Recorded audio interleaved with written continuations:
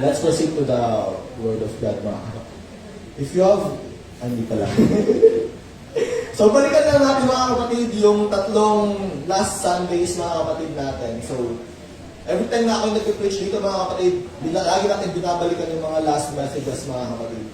God has prepared a blessing for us if we hunger for Him, mga kapatid. One of the keys, mga kapatid, to unlock the blessings, mga kapatid, is if we hunger for God. Kung tayo ay uhaw, kung tayo ay gutom sa presensya ng ating Panginoon, mga kapatid, tayo ay kanyang pagpapalain. That's, mga kapatid, always remember that your tummy is not the only part of you that needs the bread. It's your soul too. Hindi lang natin dapat pinupuno ng pagkain ng ating mga tiyan, mga kapatid. Kailangan, mga kapatid, ang laki na. Pero kailangan nyo pala, yung kaluluwa natin, mga kapatid, kailangan matabarin. Kailangan malusog din, mga kapatid. And last, mga kapatid, last Sunday, Zacchaeus' hunger moved him to climb the tree to see Jesus. Do we have the same hunger to do the same thing? Si Zacchaeus, mga kapatid, alam natin sa Bible na siya yung pinakamaliit na tao sa Bible, mga kapatid. At ninanais niya, mga kapatid, na makita si Jesus. Kaya siya ay umakyat sa puno upang makita si Jesus.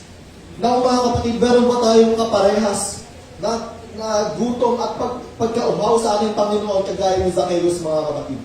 If wala, mga kapatid, then we should assess ourselves, mga kapatid. Now, mga kapatid, if you have your Bible, mga kapatid, okay lang po pakipatay yung ilaw dito. Itong spotlight lang. If you have your Bible, mga kapatid, let's start pala, mga kapatid, as respect to the Word of God. If you have your Bible, please open it in the book of Matthew, chapter 14, verse 13 to 21.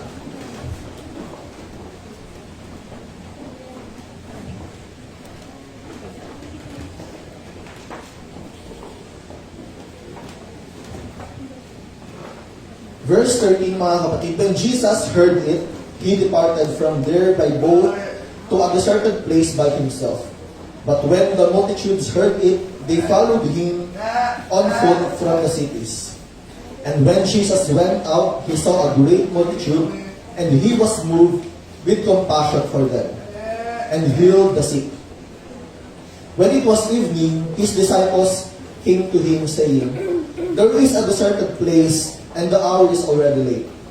Send the multitudes away, that they may go into the villages and buy themselves food. But Jesus said to them, they do not need to go away. You give them something to eat. And they said to Him, we have here only 5 loaves and 2 fish. He said, bring them to me. Then He commanded the multitudes to sit down on the grass, and He took the 5 loaves and 2 fish. And looking up to heaven, He blessed and broke and gave the loaves to the disciples, and the disciples gave to the multitudes. So they all ate and were filled, and they took up 12 baskets full of the fragments of the remained. Now those who had eaten were about 5,000 men, besides women and children. Now, mga kapatid, very familiar na tayo sa miracle ni Jesus Christ kung saan siya ay nagpakain ng 5,000 people, mga kapatid. Pero ang akala lang natin dito, mga kapatid, ay isa lang itong miracle. We do not see the deeper meaning of this matatawag ba itong parable, Pasulan? Or of this story, mga kapatid. Now, mga kapatid, before I continue, I ask Pastor John to please pray. Let us pray. Panginoon, your word is already powerful, God, just like two-edged sword, Panginoon God. We pray that it will open our hearts and minds, O Lord, to your help. I pray that you will anoint your servant, Brother Angel, and ganoon sa iyong mga tagapaginig. Magpalain niyo po kami, Panginoon God, higit sa lahat sa makalangit at pagpapala. At ikaw po, Panginoon, bigyan ng pagkunawa sa iyong salita. Lord, help us to unite ourselves to glorify you and to honor you, God. We bless your holy name, Jesus, and we claim the victory in Jesus' mighty name. Amen. Palakpakan po natin natin Panginoon para maaari na tayo nito. Mga kapatid, last Wednesday I have ang title mga kapatid, Tears at the Feet of Jesus Part 3. Kaso mga kapatid, noong Friday, napalitan yung title ko. I was about to talk about the message of Mary Magdalene again mga kapatid. How she hungered for God mga kapatid. Alam naman natin sa story ni Mary Magdalene mga kapatid, wherein she was a prostitute mga kapatid. Isang napakamakasalanang babae mga kapatid. Kung saan siya ay naghahangad mga kapatid na siya ay mapatawad. Na siya ay linisin ng ating Panginoon mga kapatid. At siya ay pinatawad ng Diyos mga kapatid. And we know mga kapatid na sa pinagdaanan ni Mary Magdalene, grabe yung hunger niya for that mga kapatid. Because sa Israel mga kapatid, siya ay pinandidirian ng mga tao mga kapatid. Yung mga disipulo mga kapatid ni Jesus Christ ay iba yung pagtingin nila kay Mary Magdalene mga kapatid. Because she was a prostitute and a sinful woman mga kapatid. And that message or that story of how God changed Mary Magdalene because of her hunger mga kapatid is a very powerful message mga kapatid of how God can change us also if we hunger for God. Dahil wala dito sa atin ngayon mga kapatid ang malinis. Lahat tayo ay nagkasala mga kapatid at kailangan natin ng kapatawaran ng Diyos. At mangyayari lamang ngayon mga kapatid kung tayo ay may hunger for that forgiveness from God mga kapatid, for that redemption mga kapatid, na mabawi tayo ng Diyos mula sa kasalanan, mula sa impyerno mga kapatid, mula sa gawa ng kaaway. That was supposed to be my message mga kapatid. But God brought me to this mga kapatid. Children are precious in the eyes of God. This is my second message. Dapat mga kapatid, how God values children mga kapatid. Yung mga maliliit na bata. How God sees children as a precious one mga kapatid. Why? Because children are genuine mga kapatid. When yung pinapakita ng mga bata sa ating mga kapatid, yun yung totoong sila. Kasi kapag malaki na tayo mga kapatid, aminin man natin or hindi na tayo nagiging genuine. Nagiging genuine man tayo mga kapatid, pero madalas, ipinapakita natin yung pekeg tayo. Why? Because we want to impress people. We want to look good. We want the best of us to be shown to the world mga kapatid. But when there are children mga kapatid na na-encounter natin, kung ano sila, ayun talaga sila mga kapatid. Children are honest mga kapatid. Ang mga bata mga kapatid, sobrang honest yan mga kapatid. Tanungin mo sila na kung ano mang bagay, sasagutin kanila ng totoo mga kapatid. Children's love is one of a kind. Ang pagmamahal ng mga bata sa Diyos mga kapatid, kakaiba. When I see children speak in tongues mga kapatid, when I see children praise God, worship God, raise their hands mga kapatid, and sing unto the Lord, I know that it is a genuine one mga kapatid. Na totoo yung pagmamahal nila sa Diyos mga kapatid. And God wants to see the same to us mga kapatid. Gusto rin makita ng Diyos yung pagmamahal natin sa Kanya na kagaya ng mga bata mga kapatid. Children are giver mga kapatid. Children give what they have. Hindi ka pagdadamutan ng mga bata mga kapatid. And last mga kapatid, children cry when they are hungry. Children cry when they are hungry mga kapatid. Pero tayo mga kapatid, we hunger for God. But why na walang mga iyak mga kapatid na nakikita sa ating mga mata? Bakit kailan yung huling araw na umiyak tayo sa Diyos mga kapatid? We hunger for God but we do not cry mga kapatid. Instead, we said a lot of things mga kapatid. Kung ano-ano pang sinasabi natin, kung ano-ano pang kino-complain natin, kung ano-ano pang minumurmur natin mga kapatid.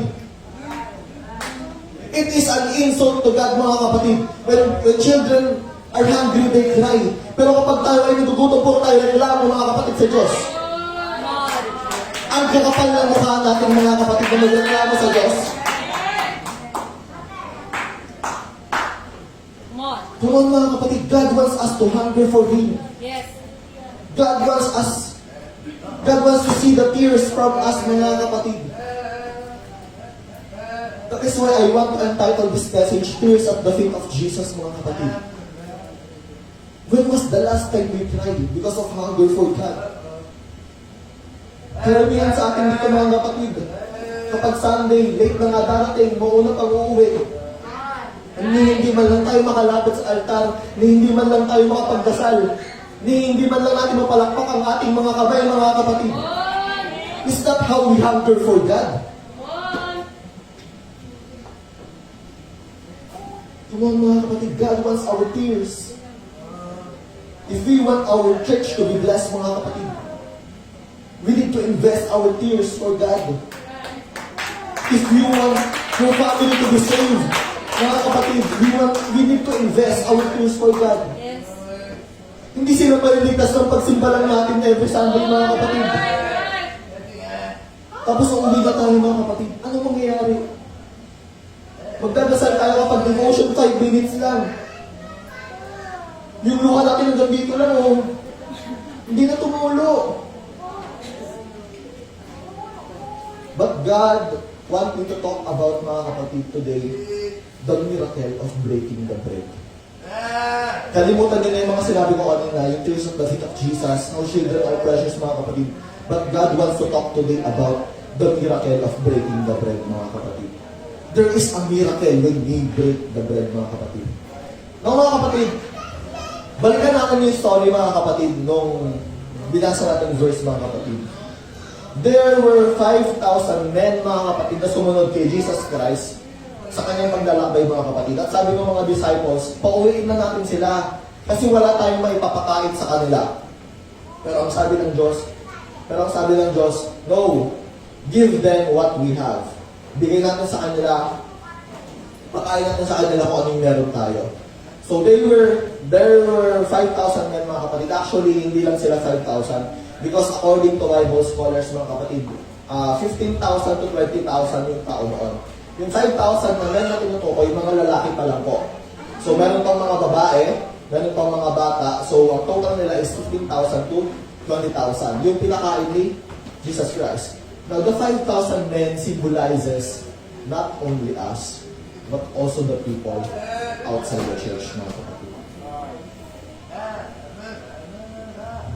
Kung iintindihin natin mabuti yung kwento, mga kapatid, yung pinakain ng Diyos, mga kapatid, hindi lang sila disciples, hindi lang sila Christians. Marami sa kanila ay hindi na nanampalataya, pero sumunod lang sa paglalakbay ni Jesus Christ. So mga kapatid, if God blessed the 5,000 men, mga kapatid, God will also bless not only us, but also the people outside the church, mga kapatid. If God fed them, mga kapatid, binigyan sila ng Diyos ng pagkain, mga kapatid, hindi lang tayo yung dapat makakain nun, mga kapatid, kundi maging yung mga taong nasa labas pa, mga kapatid. Kailangan din nila makain yung pinakain ni Jesus Christ sa kanila, mga kapatid. Next, mga kapatid, the bread symbolizes Jesus Christ, whom we all need, mga kapatid. Yung bread na yun, mga kapatid, it was Jesus Christ na ibinigay sa bawat isa sa kanila. Magmula sa mga disciples, sa mga followers pero hindi pa believers, mga kapatid. They were all fed. They were all given the bread, mga kapatid. And that bread symbolizes Jesus Christ, mga kapatid.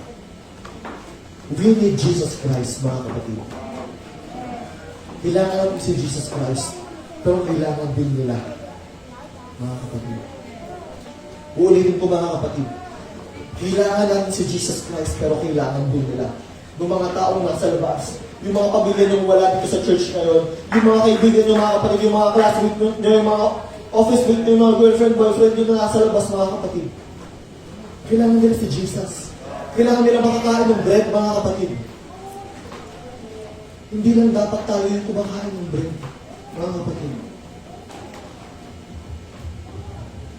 Now, mga kapatid, let us go back, mga kapatid, doon sa Bible verse. And basahin naman natin ito ngayon sa Book of John, chapter 6, verse 1 to 14. Kanina po kasi Matthew yung binasa natin.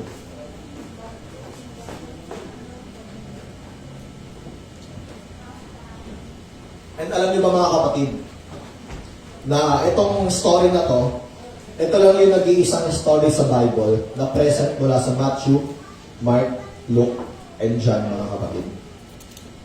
Why? You know why, mga kapatid? Because this is the gospel. This is the good news of God, mga kapatid. This is the good news of God that we need to spread that bread of life, mga kapatid. Now, John chapter 6, verse 1 to 14. Sometime after this, Jesus crossed to the far shore of the Sea of Galilee, that is the Sea of Tiberias, and a great crowd of people followed him because they saw the signs he had performed by healing the sick. Then Jesus went up on the mountainside and sat down with his disciples. The Jewish Passover was near. When Jesus looked up and saw a great crowd coming toward him, he said to Philip, "Where shall we buy bread for these people to eat?"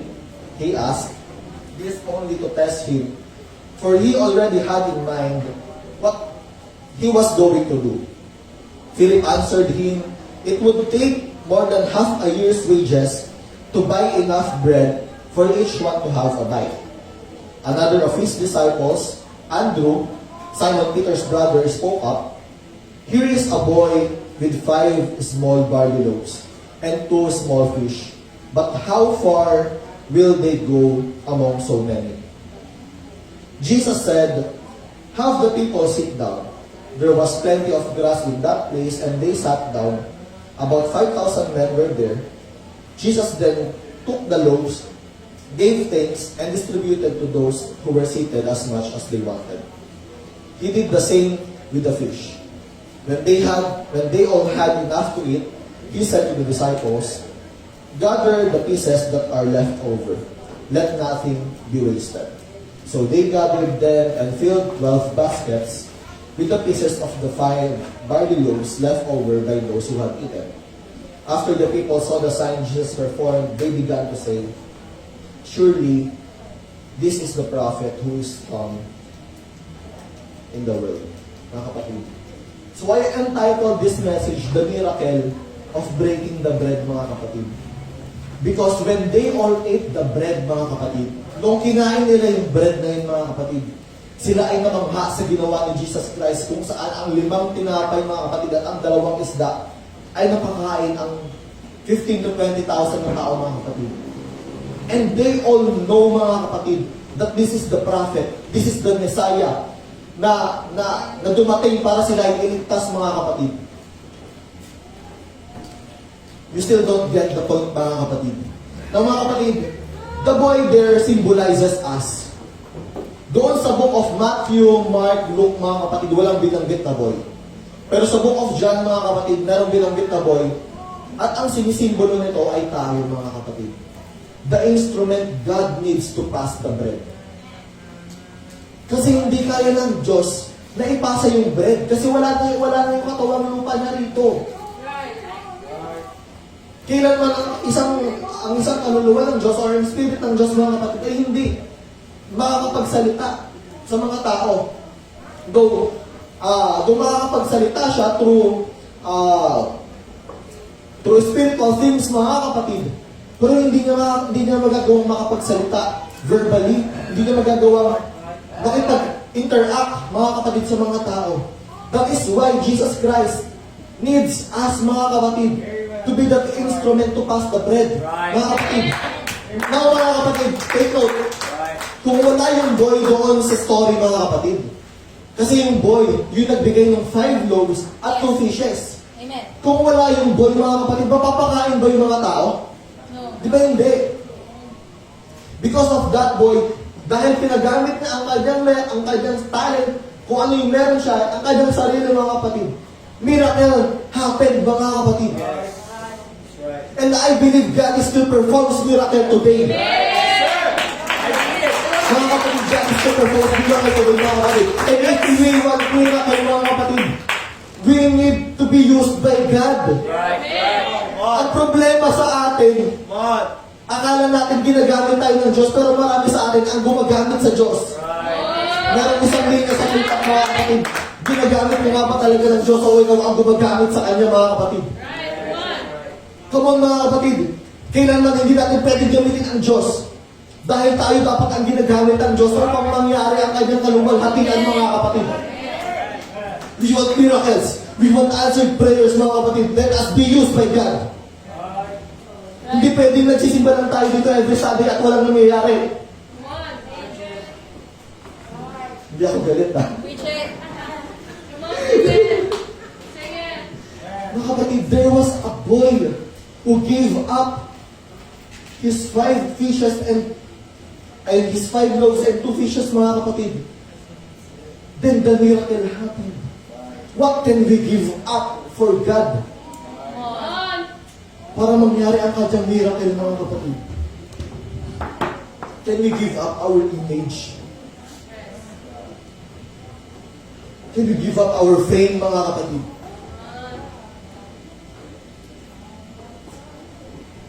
Mga kapatid, what do we have for God, mga kapatid?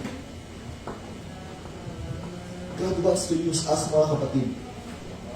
Are we willing to be used by God, mga kapatid? Willing ba tayong ibigay yung tinapay natin sa iba, mga kapatid?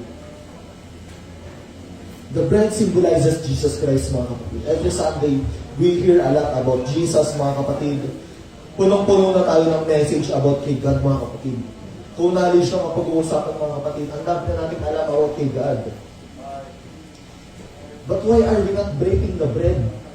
Bakit sinasarili lang natin yung tinapay? Bakit hindi natin binabahagi ang tinapay yung iba, mga kapatid?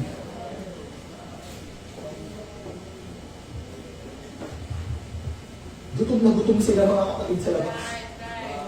Gutom na gutom sila sa presensya ng Diyos, mga kapatid. Gutom na gutom sila sa pagpapatawad ng Diyos, mga kapatid. Hindi sapat, mga kapatid, na mag-share lang tayo ng Bible verse sa Bible, mga kapatid. Sa Facebook, mga kapatid. Hindi sapat yun, mga kapatid. We need to give them the bread, mga kapatid.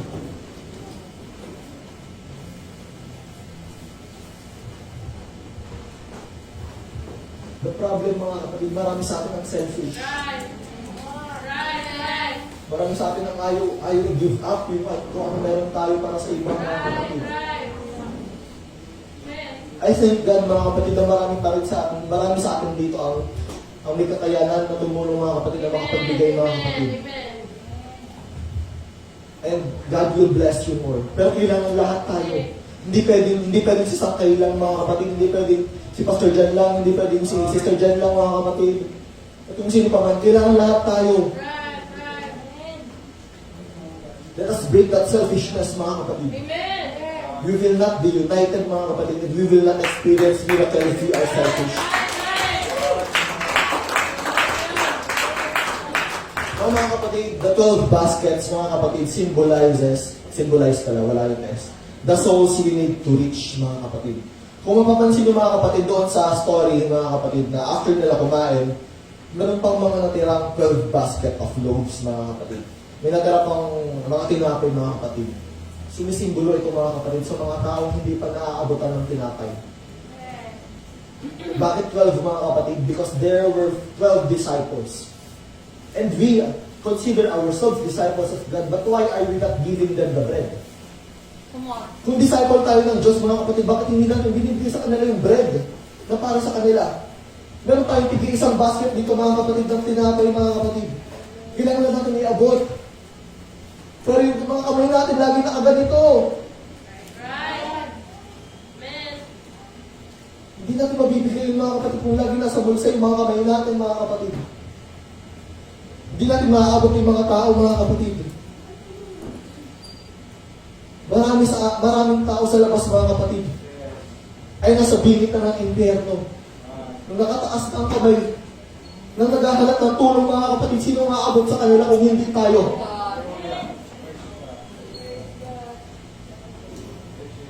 Mga kapatid, 12 baskets are for those who do not receive the bread yet, mga kapatid. Kailangan din nila kumain. Kasi kung hindi, mamamatay sila. At hindi ito physical death. Right. This is a spiritual death, mga kapatid. Walang hanggang kamatayan sa impyerno, mga kapatid. Ang kanilang daranasin kung hindi natin sila aabutan ng tinapay. Come on mga kapatid. Napakarami pa nating kapamilya mga kapatid. Napakarami pa nating mga kaibigan na wala pa rito mga kapatid. Ang theme natin for this year mga kapatid, togetherness. Ayaw ba natin sila maging together mga kapatid? Tayo-tayo lang ba yung together mga kapatid? Tatandaan niyo mga kapatid. Nasa atin ang tinapay. At hindi na mapapasa atin ang tinapay kung walang nagbigay sa atin na una. Right. Meron at merong nag-abot sa atin ng tinapay, kaya tayo nandito mga kapatid. Amen. Someone taught us about Jesus mga kapatid. Right. At ito na yung panahon mga kapatid. Para ibigay din natin si Jesus sa iba. Amen. Hallelujah. Parang utang na loob na lang natin mga kapatid. Na we are here because someone brought us here. And in return mga kapatid, hilahin natin yung iba papunta dito mga kapatid. Amen. Sabi ng mga scientists mga kapatid, we only have 3 to 5 years left. And alam natin kung gaano katagal mag-serving mga kapatid. Hayaan na lang ba natin yung 3 to 5 years mabaliwala mga kapatid? Pero sana hindi pa 3 to 5 years kasi gusto ko pa mag-asawa. Pero mga kapatid, come on mga kapatid, let's do our job. Amen. We are disciples of Christ mga kapatid. You are Christians in the first place mga kapatid. Now mga kapatid, kaming vision team mga kapatid, gumagawa kami ng activities kung saan nagpaplano kaming activities na gagawin namin on how we can reach the souls mga kapatid. At hindi ko nawalayan na magagamit ko pala ito ngayon mga kapatid. Doon sa ginawa kong rasyonale mga kapatid, kung bakit kailangan, ano yung mga kailangan natin gawin mga kapatid. Isa sa mga nilista namin mga kapatid is feeding program mga kapatid. And our target there mga kapatid are street dwellers, children or SOC, and the poor mga kapatid. Now mga kapatid, ang nilagay ko dun sa rationale, perhaps the best way to reach out is to feed people just like what Jesus Christ did when He fed the 5,000 mga kapatid. The best way to reach out mga kapatid is to feed them Amen. mga kapatid. Right. Di ba nga may kasabihan na the way to a man's heart is through his stomach mga kapatid? Yes. Totoo po yun mga kapatid, na isa sa mga pinaka-effective na way na pag-reach out natin or pag-solving natin mga kapatid is through feeding program. Amen. And we will execute this mga kapatid in the near future. Pinaplano pa lang po namin ngayon. Pero I didn't imagine na magagamit ko pala yun ngayon mga kapatid, yung feeding of the 5,000 mga kapatid ni Jesus Christ. Jesus Christ fed the 5,000. We were fed by Jesus Christ. Now mga kapatid, we need to feed another 5,000 mga kapatid. Now mga kapatid, the first miracle of Jesus Christ mga kapatid was when He turned water into wine.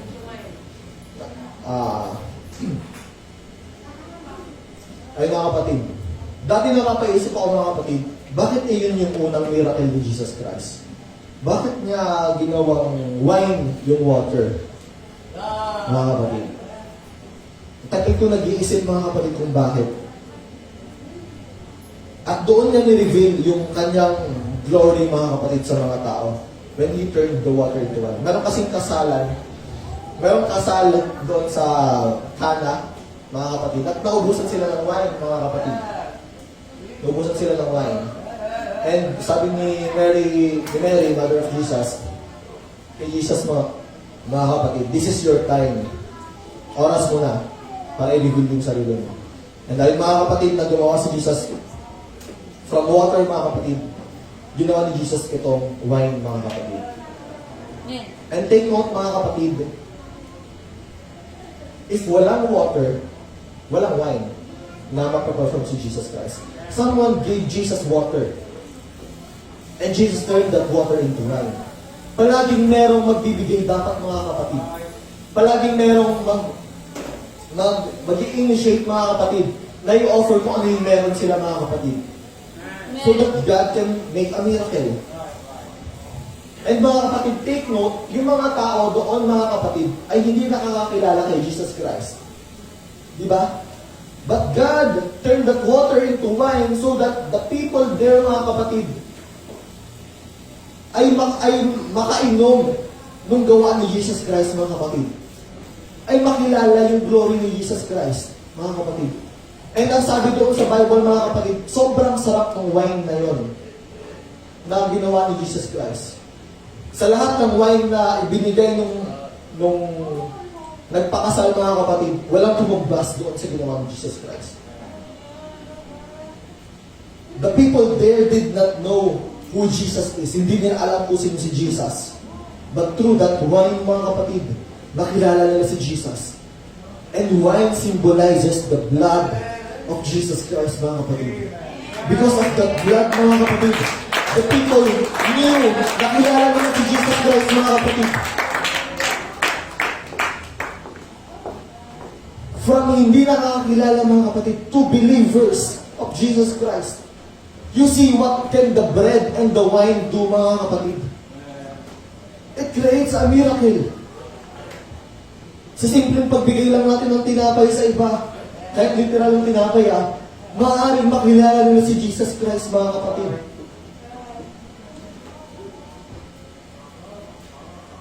And I believe this is a gospel of God mga kapatid for us to give others that bread and the wine mga kapatid so that they may know who Jesus is. Now mga kapatid, alam ko lahat tayo dito are hungry for God mga kapatid. Lahat tayo dito gutom sa presensya ng Diyos mga kapatid. At may good news ako sa inyo mga kapatid. Magkakaroon tayo ng marriage supper of the Lamb. Amen. Ang marriage supper of the Lamb mga kapatid, this is a feast or parang piyesta mga kapatid kung saan tayo ay papakasalan ni Jesus Christ. At dito bubusugin niya tayo mga kapatid dahil merong supper. Mga kapatid. Dahil merong supper. Ano yung sabihin ng supper? Merong kainan mga kapatid. Di ba kayo excited mga kapatid na sa marriage supper of the Lamb baka kasama natin si Jesus Christ? Mga kapatid, at tayo ay kakain kasama niya. Pero hindi tayo makakarating sa marriage supper of the Lamb kung punong-puno tayo ng mga makabundong bagay mga kapatid. If we are so full, mga kapatid, that is why we need to hunger for God. Mga kapatid, we need to hunger for God in order for us to eat at the marriage supper of the Lamb, mga kapatid.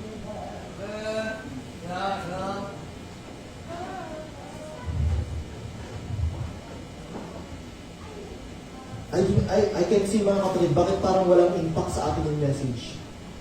Nalulungkot ako mga kapatid, hindi dahil gawa ko to, because this is the word of God, pero parang walang impact sa atin.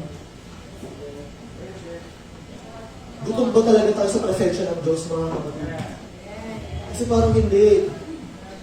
Parang may mali. Parang may mali mga kapatid. Nakakalungkot isipin mga kapatid na after everything that God has done for us, mga kapatid, ito lang yung response natin para sa Kanya. Ito lang yung worship natin para sa Kanya, mga kapatid. Di mali. We need to break our lives for what breaks Jesus, mga kapatid.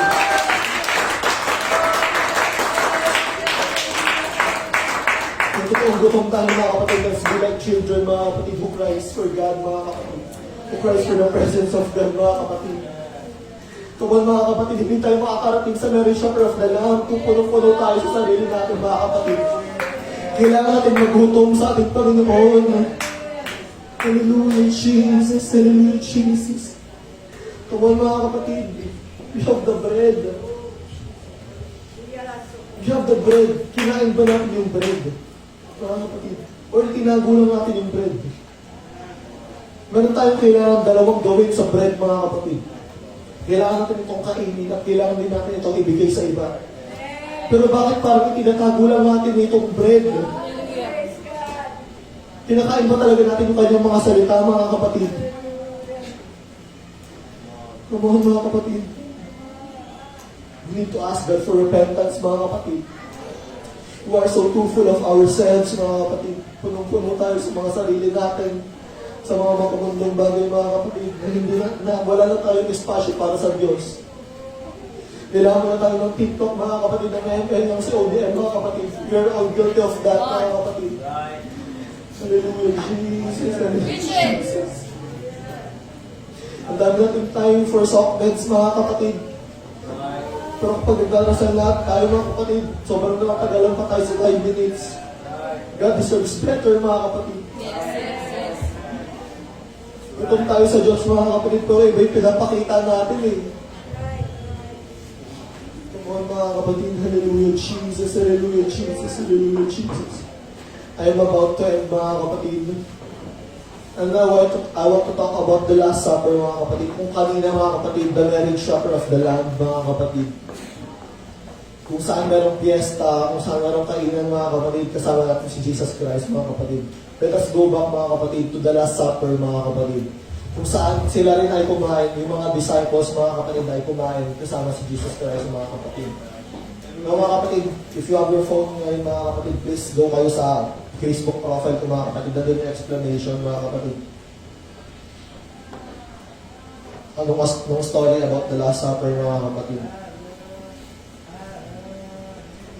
Now, mga kapatid, sabi rito, mga kapatid, this post is not mine, mga kapatid. This is post of Nick Burleson. Sabi dito, mga kapatid, think about this for a second. Jesus knew. Alam ni Jesus, mga kapatid, yung mangyayari doon sa Last Supper. Sabi dito, He goes into that room with His disciples. He knows He is going to be betrayed. Alam ng Diyos, mga kapatid, na siya i-betray ng isa sa mga disciples, mga kapatid. Pero pumunta pa rin siya doon sa Last Supper, mga kapatid. He knows it is Judas. Alam ng Diyos na si Judas ang magbe-betray sa kanya, mga kapatid.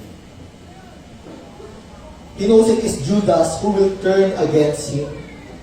He knows that he has been sold out for a handful of silver, stabbed in the back by one he has poured his life into. Yet, in that room, hours before the death of Jesus, Judas ate too. Si Judas, mga kapatid, bago niya i-betray si Jesus Christ, kumain din siya ng tinapay. Jesus fed Judas too. Jesus prayed for Judas too. Jesus washed Judas' feet too. I struggle to fathom that kind of love. A love that would fit the mouth that deceived you. A love that would wash the treacherous feet of the traitor. A love that could forgive even the vilest of betrayals, mga kapatid. I honestly struggled to comprehend it. And then suddenly I realized that I am Judas.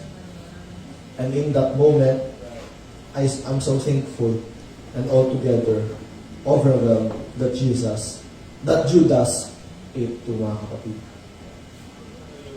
Dun sa story na yun, mga kapatid,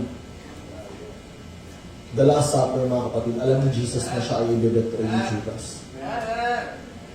Pero pinakain niya si Judas, binigyan niya ng wine, nilinis niya yung paa ni Judas, mga kapatid. At si Judas din, mga kapatid, tumanggap ng bread, mga kapatid. Kumain siya ng bread, uminom siya ng wine, mga kapatid. He even kissed Jesus Christ, mga kapatid. Nung una, mga kapatid, nung narinig yung story nito, mga kapatid, sabi ko sa sarili ko, napakawalang kwenta naman ni Judas. Kasama na niya si Jesus. Kasama na niya si Jesus. Nagawa pa ng i-betray, mga kapatid. But then I realized, mga kapatid, that we also betray Jesus Christ. Every Sunday we eat the bread, mga kapatid. But betray Jesus Christ from Monday to Saturday. Every Sunday we receive the Word of God, but we still commit sins of betrayal against Jesus Christ, mga kapatid. And sabi ko lang, hindi ko mapapatawad si Judas sa nagawa kay Jesus Christ. Pero ako rin pala si Judas. And, oh God, I'm sorry na. We are Judas. How many times we have broken the heart of Jesus Christ? Mga kapatid, ilang beses na natin binibigay si Jesus. Ilang beses natin ninasap si Jesus Christ. But we still continue to eat that bread, mga kapatid. Marami sa labas ay Judas din, mga kapatid. Alam niyo ang pinagkaiba natin sa kanila, mga kapatid. Tayo nakakain ng bread.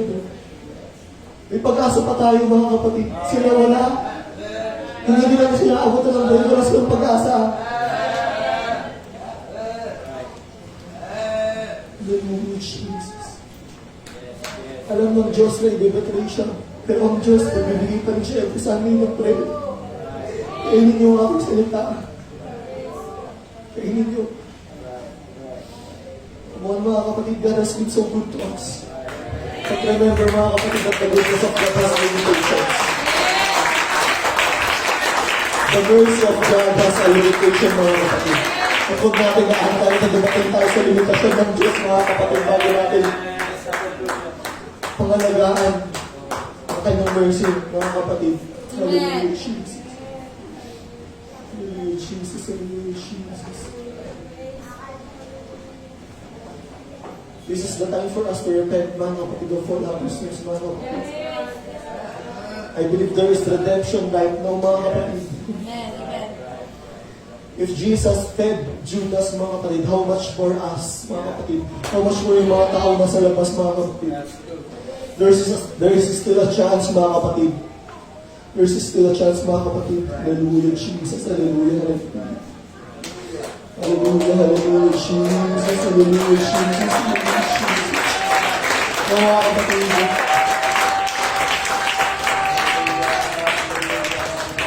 Let this be the message today, mga kapatid. We are hungry for God, but the world is hungrier. Mas gutom sila, mga kapatid. Let us break the bread and pass it on, mga kapatid. Now, mga kapatid, I have here, meron ako dito tinapay, mga kapatid. May Dunkin Donuts ako dito, mga kapatid. Sino may gusto ng donut, mga kapatid? Seryoso ako, sila na isita. Sige na, isa ito. Now, mga kapatid, yung Dunkin Donut na yun, mga kapatid, let that symbolize the bread, mga kapatid. Now, Nanay Sita, pwede kang kumuha dyan ng dalawa. Pwede yan. Pwede kang kumuha dyan, Nay, ng dalawa. Pero i-promise mo sa akin, Nay, gusto kong i-promise mo sa akin na yung 4 dyan, Nay, ay ibibigay mo sa iba na hindi pa nakakakilala kay Jesus Christ. Kahit wala kang sabihin, ibigay mo lang yung bread mo, Nay. You need to pass the bread, mga kapatid. You need to break the bread, mga kapatid. And pass it on. Nung Last Supper, mga kapatid, nag-conduct sila ng communion, mga kapatid. And sa communion nila, mga kapatid, they were breaking the bread and passing it, mga kapatid. Meron silang bread, kukuha sila ng maliit na parte, and they will pass it, mga kapatid. Pero sa akin, mga kapatid, kasi ang nakaugalian natin, meron tayong ostya. Meron tayong ostya, mga kapatid. And hindi naman natin binibreak yung ostya para ibigay sa iba. So, hindi nangyayari yung breaking the bread, mga kapatid. And I cannot see the point, mga kapatid, na bakit sa ibang religion, pati sa atin, bakit yung mga baptized lang yung kailangan tumanggap ng bread, mga kapatid, di ba? Kailangan baptized ka, kailangan nag-first communion ka bago mo ma-receive yung ostya. Bakit ganun, mga kapatid? Pero si Jesus Christ kasi, He fed even those, mga kapatid, na hindi nananampalataya sa Kanya. No, mga kapatid, if Pastor John will allow me, mga kapatid, I have here a bread. And if Pastor John will allow me, I have here a bread, mga kapatid. Let us break this bread, mga kapatid, and pass it on sa atin, mga kapatid. And Nanay Sita will pass that, mga kapatid, outside, mga kapatid. Is that alright, mga kapatid? Mga kapatid, let us all be serious, mga kapatid. If you are not ready to receive the bread, mga kapatid, please do not receive the bread. But if you are hungry for God, if you are hungry for a relationship with God, mga kapatid, please, let us break the bread and pass it to our brothers and sisters, mga kapatid.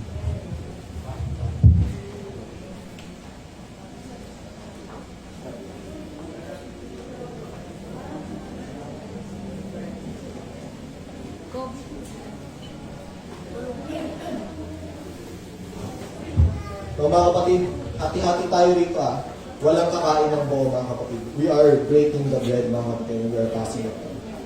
So, 15 pieces para dito sa side na ito.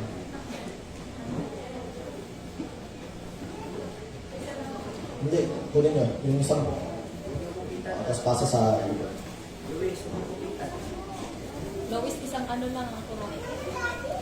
yeah. Kasi ipasok-pasok nyo lang. Make sure na lahat po tayo mabibigan, mga kapatid. Mga kapatid, let us be serious, mga kapatid, in breaking the bread. And having a communion with God, mga kapatid. I believe, mga kapatid, that this is only symbolical, mga kapatid, but God wants us to remember Him, mga kapatid. To remember, mga kapatid, yung nangyari sa cross, mga kapatid, wherein His body, mga kapatid, was broken and His blood flowed, mga kapatid. I want us today, mga kapatid, to worship God and to ask God for repentance, mga kapatid, for our sins, mga kapatid. And I want us, mga kapatid, to give the best for God, mga kapatid. Na ipakita sa Diyos na tayo ay uhaw at tayo gutom sa Kanyang presensya, mga kapatid. Hallelujah, Jesus. And mga kapatid, please, pakiusap ko lang talaga, let us be serious in this, mga kapatid. And I will ask Pastor John to lead us, mga kapatid. Tor.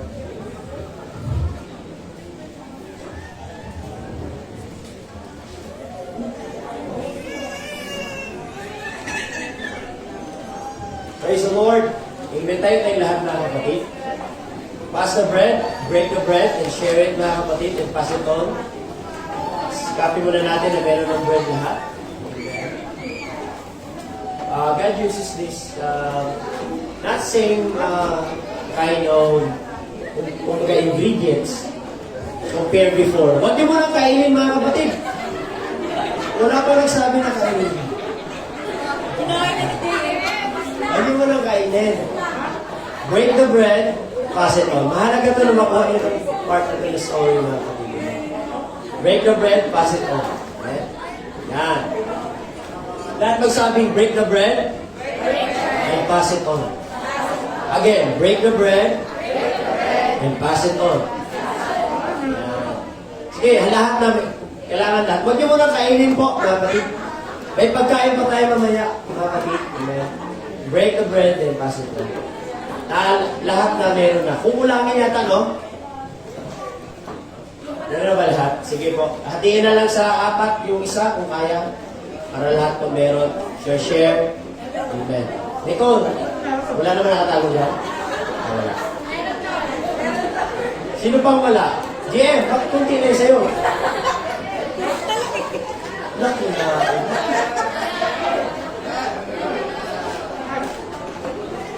Amen.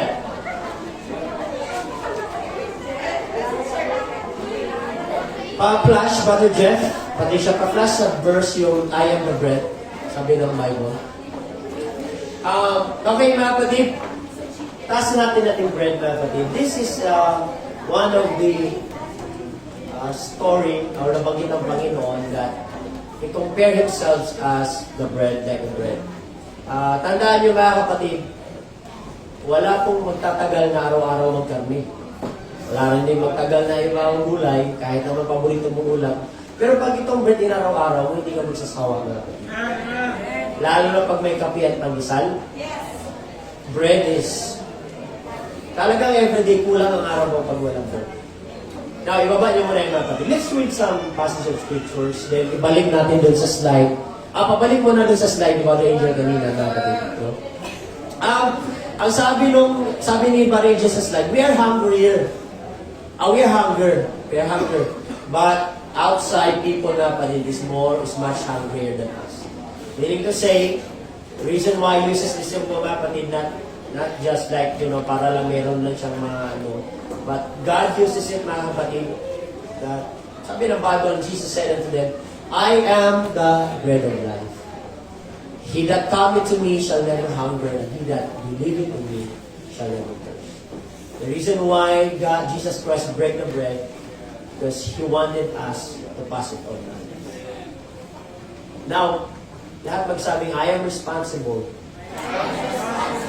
for this bread. Now, let me tell you, mga kapatid, na isa sa hardest part sa mga disciples that Judas accepted Jesus, mga kapatid, and he understood the way of Jesus. He know the way of Jesus. He hears and listens the way of Jesus. In fact, halos everyday, araw-araw, or kasama niya na si Jesus. But, watch this. The influence of the world na kay Judas pa rin na. Meaning to say, possible ka pa rin malalaglag kahit Kristyano ka na at nasa araw-araw ka nagsisimba. Hindi basihan na araw-araw ka nagsisimba, linggo-linggo ka nagsisimba, mga kapatid. Kaya nga sabi sa kasabihan, maraming makadiyos pero wala namang tumutupad sumusunod sa kalooban ng Diyos. Maraming nakakilala kay Diyos, kay Lord, pero wala namang willing sumama sa kay Jesus. Kaya sabi ni Jesus, come to me and follow me. Ang gusto lang natin, pakinggan siya, makakain tayo mga kapatid. Then every Sunday, we are partaking the bread. That is the Word of God. And who is that mga kapatid? That is Jesus. Every time you hear and you open the book, you read it mga kapatid, that's the bread of life. Kaya sabi niya sa Matthew, ni-remind niya ang kaaway, unang reminder si Jesus sa kaaway. Demonyo, tandaan mo, hindi lang nabubuhay ang tao sa tinapay. Sometimes we need to be reminded, mga kapatid, that lahat ng katawan natin gusto natin is our own selves. We are we are focusing on ourselves, mga kapatid. And nakalimutan natin na may mas importante at mahalaga pa sa kinakain natin, kundi yan yung tinapay ng buhay mismo si Jesus Christ, mga kapatid. That we have responsibility also to share at to pass it to others, mga kapatid. Hallelujah. That's why let us pray today, mga kapatid, and let us renew our commitment to this bread. Lord, I'm responsible to this. Amen. Let us pray, Lord Jesus, as you said in your word, you are the bread of life, God. And as we hold it in our hands, the symbol like a bread, Panginoon, in our time. But we believe, Lord, you are the bread of life. That every day we have a chance to talk to you. Every day we have a chance to eat. Every day we have the chance to pass it on. Every day we have a chance to break, Panginoon. But help us, Lord Jesus, amen, to do your word and to follow you, God, completely. Lord, I pray that you will forgive us, Panginoon, in our negligence at sa aming sinasadyang kapabayaan, Panginoon. Linisin niyo kami, patawarin mo, God. Help us to be responsible that every time we hear your words, we are responsible for that, Panginoon God. To take good care, Panginoon, that you said in your word, Panginoon God. Amen. Lord, I pray na itulungan niyo kaming manalangin at pahalagahan yung salita. And to share this, Panginoon, with the help of the Holy Ghost today. I pray at sinasaway namin ang gawa ng kaaway sa bawat puso at mananampalataya at pamilya na nandito, God. Ngayong araw na ito, Panginoon, ay amin po meron ninyo ang aming commitment at ang aming loyalty sa iyo. Ang aming pagmamahal at pag-ibig, Panginoon God, na inagaw at na-distract, Panginoon, at inalis ng kaaway ang kaligayahan ng aming paglilingkod at pagsasamba sa iyo. Lord, ikaw po mag-alis at magsaway sa mga bagay na maghihiwalay at magpunta sa amin sa impyerno, God. Ngunit turuan niyo kaming magsumikap at makita at ma-realize namin na mas mahalaga ka kaysa sa lahat ng bagay, Panginoon God. Ang pangako na iyong salita kailanman ay hindi po, Panginoon, mapapawi sapagkat ikaw ay matapat na Diyos. Ikaw nagsalita, ito nagsabi, Panginoon, kapag ikaw ang unahin namin ang iyong kaharian at iyong katuwiran, susunod lahat ng bagay sa amin, God. Tulungan niyo kami, Panginoon God, na manatili, Panginoon Lord, na kahit sa kabilang bagay na maraming problema at challenges, bawat puso at bawat pananampalataya nandito, Ama, ikaw po ang nakakakita Amen, ang bawat puso, Panginoon. Lord, our commitment, Panginoon, to you that we serve you as long as we live. Help us, Panginoon, to serve you faithfully. Turuan niyo kami, Panginoon, na maglingkod sa iyo, Panginoon, na buong puso, isip at lakas at kaluluwa, Ama. At wala kami, Panginoon, amen, hallelujah, ititira sapagkat ikaw ay karapat-dapat, Panginoon, dahil ikaw mismo ang tinapay ng buhay, ibinigay mo lahat sa amin upang kami ay lumayag ganap. God, help us to see and realize how valuable you are, Panginoon, kung gaano ka kahalaga. Amen. Lord, gayon din sa pag-ibig at sa paglilingkod na naglalamig. Just like David, Lord God. Amen. Walisin mo, wag na mawala lahat, mawala na lahat, Panginoon. Wag lang ang aming pong, wag lang ikaw at ang aming paglilingkod at kaligayahan namin sa iyo, Ama. Lord, we thank you for this bread of life that you give to us. That we have a salvation. Dahil dito, we have this salvation, Panginoon. Salamat po sa iyong salita. Salamat din, Panginoon, sa tinapay ng buhay na ikaw ang aming gabay. Araw-araw, Panginoon, always available 24/7 ka. And help us, Panginoon, amen, na kami din maging available, Panginoon, to have time with you every day, Lord Jesus. We thank you, we love you. In Jesus' mighty name we pray. Everybody say amen. One more time, break the bread and pass it on. Okay? Gusto nyo kainin, mga kapatid? You can eat it. Hallelujah. Mamaya po, kakain din po tayo ng kakain din after we eat this, the words of the Lord. Palakpakan natin ating Panginoon, mga kapatid. Praise the Lord. Kaya kainin ko ito, mga kapatid. Tayo muna ay pupunta in bed. Our musicians will play and sing a song. Hallelujah. We will give praises to the Lord as we remembering His goodness and faithfulness. That through this, mga kapatid, amen, na kung wala si Jesus, tandaan natin, wala po tayong buhay, mga kapatid. Wala tayong kaligtasan. Lahat na. Hallelujah. Amen. Salamat po sa kabutihan ng ating pong dakilang Panginoon Jesus. Hallelujah. So today, mga kapatid, I know that iba sa inyo, mga kapatid, ay nagdadalawang isip pa o meron pang questions. Don't worry. Kaya magdalawang isip magtanong, mga kapatid, or ask me or sino po ang dito. But I want you to open your hearts and minds that allow Jesus, amen, na hindi po patay ang Panginoon, na kaya Kanya bigyan ng karunungan at naintindihan mo lahat ito, mga kapatid. Higit sa lahat, maranasan mo ang kanyang pag-ibig, na kapatid. Hallelujah. Amen. Palakpakan natin muli ang ating